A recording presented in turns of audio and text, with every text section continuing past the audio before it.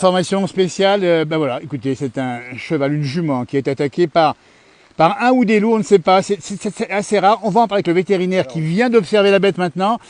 Jean, c'est rare qu'un loup attaque un cheval? Ça arrive quand ils n'ont rien à se mettre sous la dent, Oui.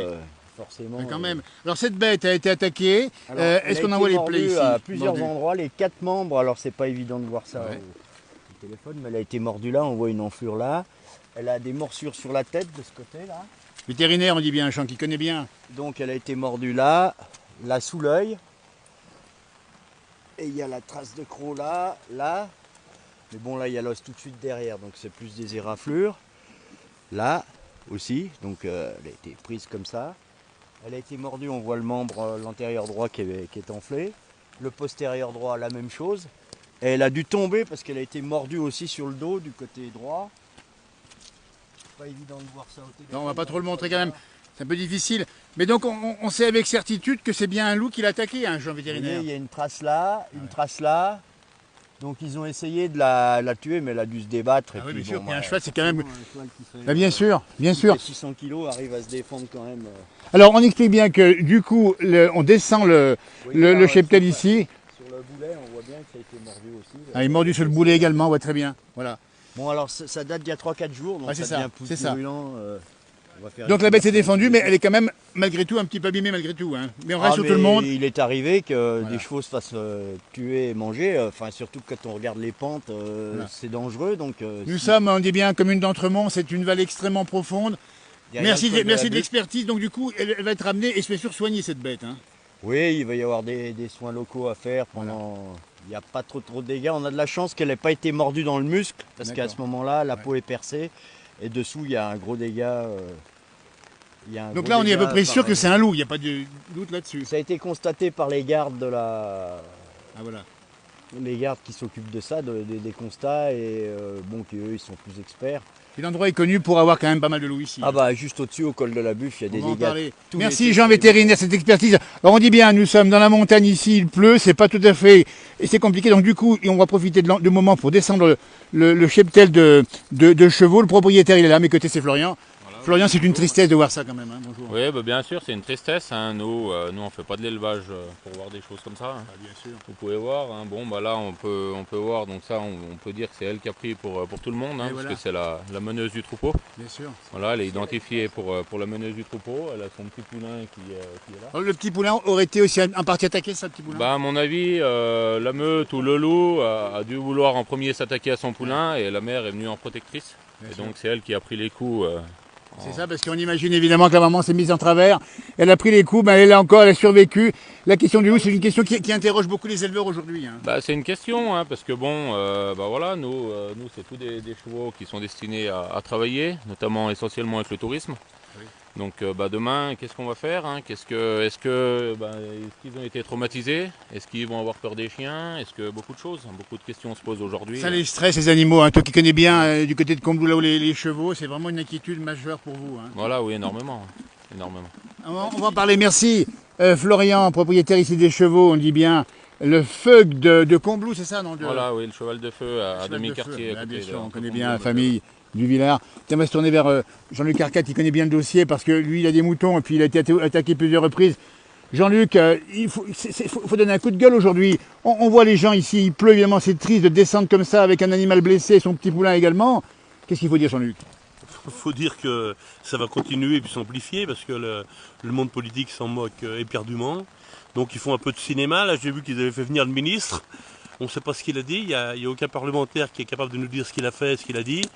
Après on a mon ami Munier qui est bien gentil, qui est président de la fédération de chasse. Lui compte les loups. Il y en a qui comptent les moutons, lui compte les loups. Voilà, après que je voulais dire, aujourd'hui le loup ça touche 50 personnes en Haute-Savoie. Au début ça fait un peu plus de bruit, parce que maintenant ça touche les éleveurs bovins. Nous, ça fait 10-15 ans que ça nous touche, mais les moutons, tout le monde s'en fout. Là, ça va faire un petit peu plus de bruit, ça touche un petit peu le reblochon à la mère Donzelle. Mais bon, je pense pas que ça va avancer beaucoup, parce qu'on n'a pas de politiques qui ont des audiences nationales ou internationales dans ce département. Donc, ils pourront pas porter le dossier à Bruxelles. Et ils vont continuer de blablater, de faire des shows, de faire des plans loups, des machins qui servent à rien. D'ailleurs, c'est toujours très difficile de se faire payer, même les bêtes qu'on retrouve, parce que la DDT et l'OFB traînent les pieds et font du zèle. Parce qu'il ne faut pas oublier que pour la DDT et l'OFB, c'est quand même leur fonds de commerce. Hein. Ah oui. C'est eux qui font les conseils, il y a des gens qui sont embauchés, c'est de la création d'emplois. Voilà, alors après, qu'il y ait 20-30 paysans qui crient en Haute-Savoie sur 850 000 habitants, mon ami, ça leur fait ni chaud ni froid. Hein. Non mais c'est quand même une menace sur le pastoralisme, parce qu'il faut expliquer qu'il y a des produits derrière, il y a la qualité du travail, il y a tout ça, et c'est quand même un peu dommage. Je suis un petit peu, la caméra qui est un peu mouillée ici. Et puis vous vous sentez un peu isolé, hein. Oui, mais aujourd'hui, voilà, les élus, les sénateurs, les maires, les conseillers généraux, le président du conseil général, ils font beaucoup de com'. Voilà, Marie-Louise Donzel est bien gentille avec sa ferme à Corbassière, il y a qu'elle qui existe, il y a qu'elle qui sait faire, ou alors Justine Fusy au JA, il y a qu'eux qui savent faire. Voilà, ils font de la com. Mais à côté de ça, il y a les vrais paysans qui en vivent. Bon, François Duvillard, c'est sûrement le dernier dresseur de chevaux avec Jean-Luc Burniard en Haute-Savoie. Ces gens-là, je te dis franchement, Jean-Noël, tout le monde s'en fout. Après, l'élevage de moutons en Haute-Savoie, oui. Je crois qu'aujourd'hui, ça reste 4 troupeaux qui ont plus de 500 brebis, qui sont viables. Ah oui. Donc ça touche pas beaucoup de monde. Hein. Voilà, les politiques ils font de la com, ils se font voir, tout ça, mais le fond du problème, ils vont pas le traiter. Comme ils ne traiteront pas non plus le problème de la brucellose, tout le monde sait que la brucellose, il n'y a qu'un moyen de sortir, c'est le vaccin, il n'y en a pas d'autre. Hein. D'ailleurs, ça me fait marrer parce qu'il y a quand même un nouveau cas de brucellose aujourd'hui en Haute-Savoie, dont la DDTP était au courant et dont certains politiques étaient au courant avant la venue du ministre, et ils n'en ont pas parlé quand le ministre est venu. Donc voilà, tout se fait en catimini, en cachette. Et puis la réalité là-dedans, c'est que ces politiques ils font de l'électoralisme. Aujourd'hui, le tronc commun, le fond d'électoralisme des politiques, c'est les écolos.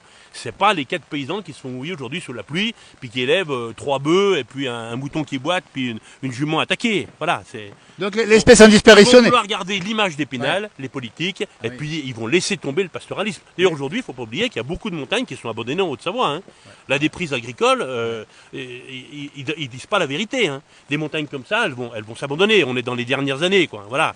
Hein. Après, la SEA... dont je salue le départ de Rouillon, parce que Rouillon c'est quand même un type qui était quand même pro-loup. Hein. Donc les pro-loups comme ça qui dirigent la société d'économie à presse, sous couvert et cautionné par les politiques, ça me fait quand même bien rigoler. Voilà. On est dans un monde de com, on est dans un monde d'électoraliste, il n'y a plus de gens qui disent la vérité, dans ce pays il n'y a plus de gens qui ont les nerfs pour faire ce boulot-là, et puis le Pékin qui est devant sa télé, devant son canapé, il écoute ces idiots de politiques qui racontent leur soupe, et puis il éteint la télé en disant bon ma maman le loup c'est pas si grave que ça. Voilà. Jean-Luc, il faut quand même dire que tu es un éleveur de moutons, tu as été touché également par le loup, hein. Moi, je suis pas éleveur de moutons, j'aide mon frère qui a un troupeau tu connais bien le dossier. De 700 brebis, parce que moi, ça me plaît, parce qu'on a toujours fait ça. Je garde aussi les vaches, parce que ça m'a toujours beaucoup amusé tout ça. Je te dis franchement, Jean-Noël, le lendemain de ma sépulture, mon frère va sûrement convoquer Duvillard pour vendre les chevaux, Jacques Pellet pour vendre les moutons, et les Jolivet pour vendre des vaches. Voilà, parce que tout le monde en a marre, tout le monde est au bout du rouleau. Moi, ça me plaît, j'aime bien être en montagne. Aujourd'hui, je passe une belle journée. Mais bon, il n'y a plus personne qui fait vraiment du pastoralisme. Aujourd'hui, les gens ils sont descendus de montagne le 10 septembre, ils montent le 1er juillet pour faire un peu de pub. Voilà. Aujourd'hui, si on appliquait vraiment la charte du reblochon, vraiment à fond, il n'y aurait plus un seul producteur de blouchon. Oui, parce qu'on voit tous les intrants, tous les produits qui arrivent, tout le foin qui arrive d'ailleurs, tous les tourteaux et tout. Faut pas me raconter des histoires, faut pas me la faire à l'envers. C'est tout du pipeau, tout du cinéma. Voilà. Donc le loup a déjà gagné la... Demande-lui son avis. Oui, on va voir. Mais le loup a gagné la partie aujourd'hui. Le loup a gagné la partie. Ah mais le loup va gagner la partie. Ah oui. Bien sûr. Ah, le loup va gagner la partie. Ça va se gâter dans le loup dans, je sais pas, je serai peut-être mort dans 10-15 ans. Parce que après, quand il y aura plus de gibier, parce que le gros gibier est en chute libre en montagne, il faut bien le dire, en gros chute libre. Ouais. Nous, par exemple, au Petit Bornand, on avait jusqu'à, je me rappelle plus, 48 bacs de cerfs. Cette année, on en a 22. Et pour l'instant, je crois qu'on en a tué 7. Donc c'est la décadence totale. Ouais. Hein. Oui, on ne tue plus de chevreuils. Sur 7000 hectares, c'est tué à peine 15 sangliers. Donc c'est à mourir de rire. Le loup va gagner. Ce qui va se passer dans 15 ans, quand il va commencer à manger les chiens ou à descendre autour de Bonneville, tout ça, on va faire marche arrière. Et puis bon, c'est l'éternel recommencement. On va l'éradiquer, et puis peut-être que dans 100 ans, le loup va revenir. Voilà. rien ne se perd, tout se transforme, tout se change, c'est l'éternel recommencement. Aujourd'hui, il n'y a plus personne qui vit vraiment du pastoralisme. Faut dire la vérité, hein, parce que tous ces paysans dans les Alpes, ils me font marrer, ils ont tous des fermes auberges. La maman, elle travaille toujours, elle est institutrice ou elle est infirmière, donc ils ont tous un peu des revenus complémentaires. D'accord ? Dans le temps, avant 1930, tout le monde vivait de la paysannerie. Donc le loup, il a fallu le détruire parce qu'il ne pouvait pas vivre avec le loup, c'était le gagne-pain de tout le monde. Il n'y avait pas le RSA, il n'y avait pas les APL, il n'y avait pas le chômage, il n'y avait pas toute cette armée de feignants que nous on aurait avec notre travail. C'était marche ou crève. Aujourd'hui, tout a changé. Voilà. Simplement, le dialogue que je fais là, moi je fais un petit peu de politique à contresens parce que d'être élu, ça me fait ni chaud ni froid. Moi, je dis la vérité et je dirai toujours la vérité. Voilà. Eh bien, c'était le coup de gueule de Jean-Luc Arcade. Bah, écoutez, n'hésitez pas à réagir à son propos. Nous, on pose la question du loup. On a rencontré beaucoup d'éleveurs également de cette région. Merci Jean-Luc de ce témoignage. Et puis, on pense bien sûr aux chevaux. La parole à Florian, parce qu'on a dit tristesse aussi. Bah, c'est ça aussi, c'est quand même s'attaquer. Enfin bon, un loup attaque un mouton ou attaque une vache, c'est triste, mais un cheval, ça me paraît encore plus douloureux. Bah bien sûr, hein, le cheval, la plus noble conquête de l'homme, hein, déjà à la base. Hein. Et puis moi j'ai fait le choix, en tant que jeune agriculteur, d'en faire un métier. On est déjà peu reconnus dans la profession, hein, pour ainsi dire, on est les seuls à ce niveau-là.